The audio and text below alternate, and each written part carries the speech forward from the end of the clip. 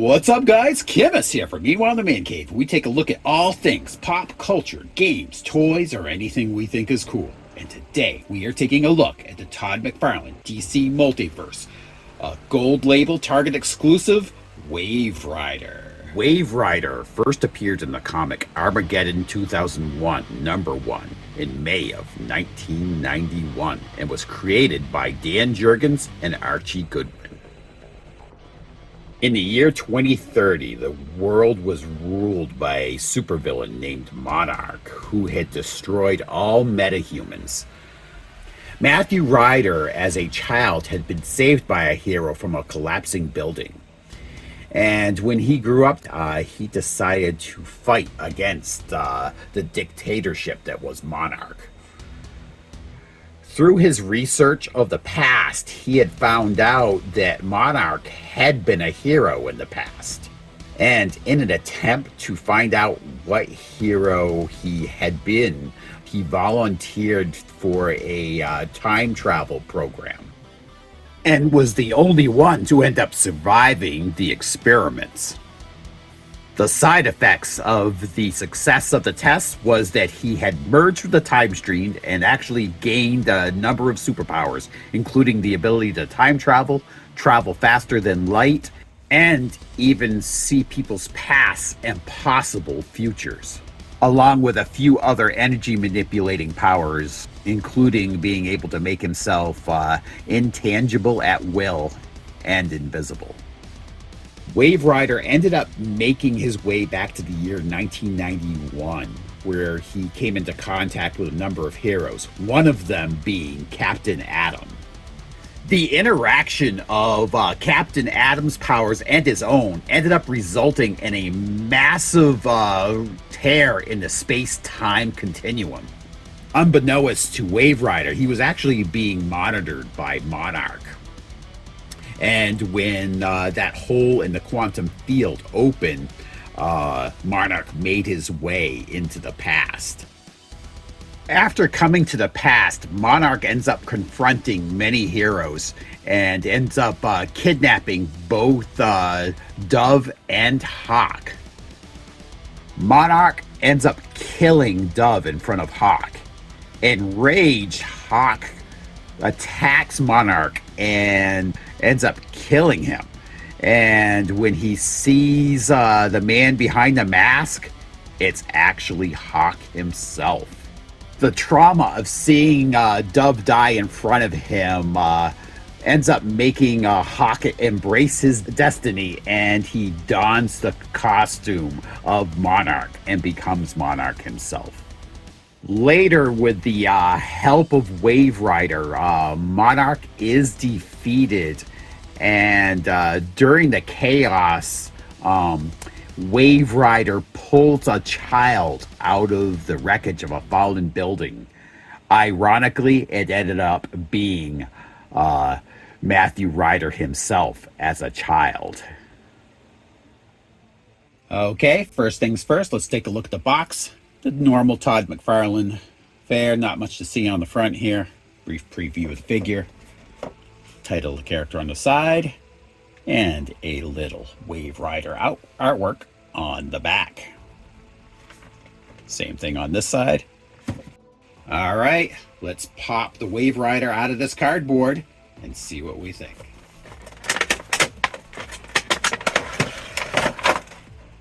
All right, starting off here. Got a figure stand and a collector's card. And a quick overview of the accessories. Multiple energy bursts, a couple extra hands, and the figure itself. First couple of energy bursts here. Not just a solid orange, they do have some shading to them. It's got a weird blue energy. This is the part that goes on their legs or their arms, or on the WaveRider's legs or arms here. So, and the other two pieces of energy, same kind of thing.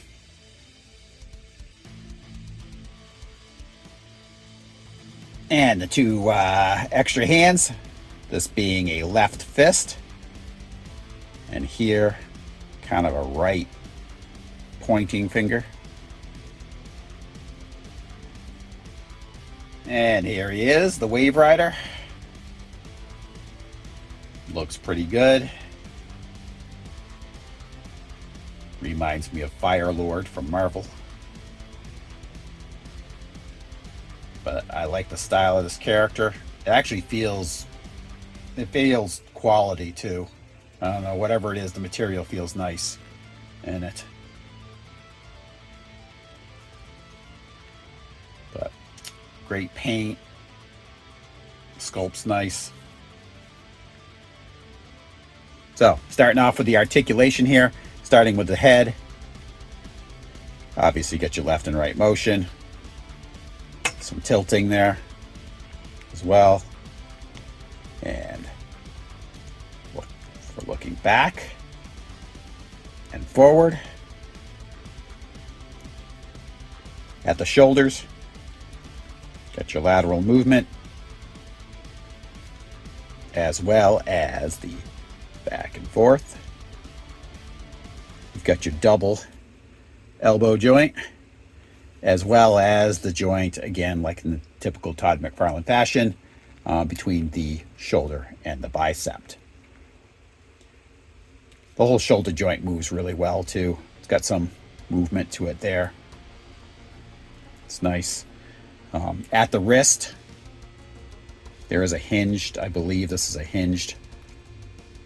Maybe not. I don't know. This one doesn't seem to angle. There is a hinge there, but there doesn't seem to be... Oh wait, there it goes. All right.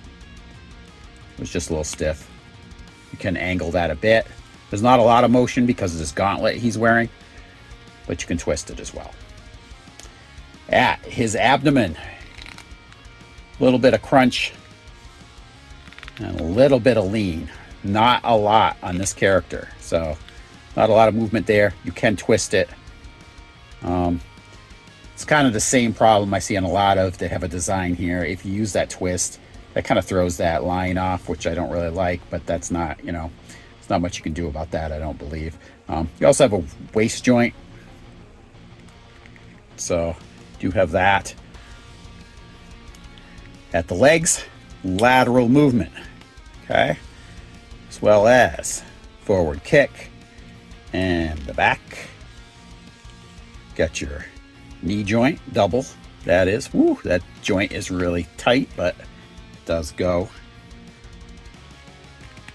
Just needs a little loosening up.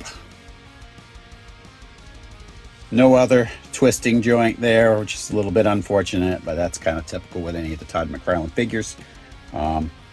We do have some twisting at the ankle. I like that. That way you can use that as a plant foot, as well as the the back, a little bit forward, and your toe joint. So, with all that being said, we're going to get this guy into some poses, and I'm going to tell you what I think.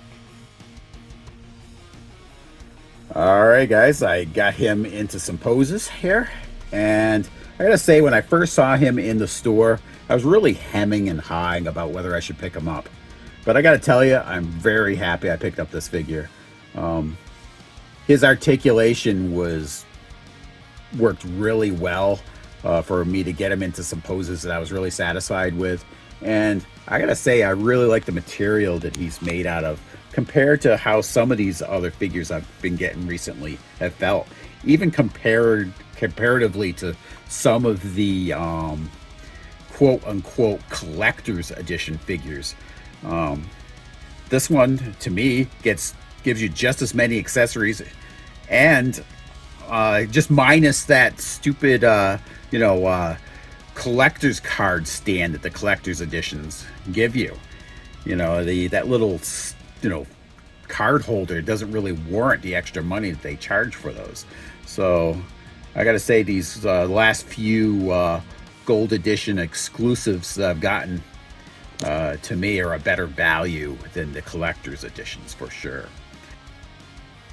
The one thing I would say though with this figure is The same thing I say with a lot of these Todd McFarlane figures that are primarily flyers. Why don't you put a dynamic flight stand in with all of those type of characters instead of the standard, floor stand? Especially a character like this. I mean, he just looks 10 times better in a flying stance than he would just standing on the ground. It's that way with most of the Green Lanterns he puts out and everything. So I'm really not sure why he does that. And the other thing, it's the energy bursts that this guy comes with. They're a little hard to attach and have them look really nice. But once you get them on, and if you get them in just the right place, they look okay. But that's not enough for me to knock any major points off this figure. Overall, very happy with it. So, I want to thank you guys all for tuning in, and please help us out. It helps a lot if you could give us a like and subscribe. We're kind of a small station, so any little bit helps. All right, and I want to thank you guys for tuning in, and please come back every Tuesday at 9 a.m. for a brand new episode of Meanwhile in the Man Cave. I'll talk to you guys later.